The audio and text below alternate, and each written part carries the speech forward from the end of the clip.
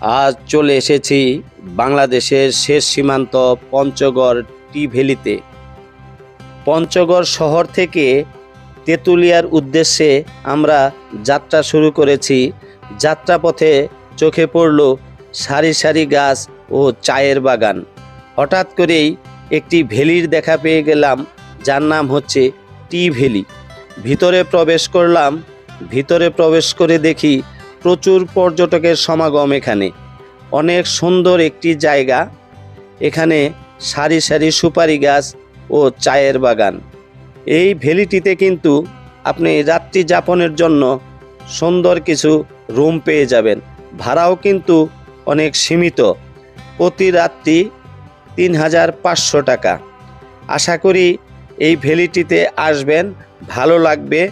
অনেক সুন্দর পরিবেশ, চারিদিকে চায়ের বাগান এবং সুপারি গাছ। পর্যটকদের জন্য অনেক সুন্দর একটি জায়গা। ভালো থাকবেন।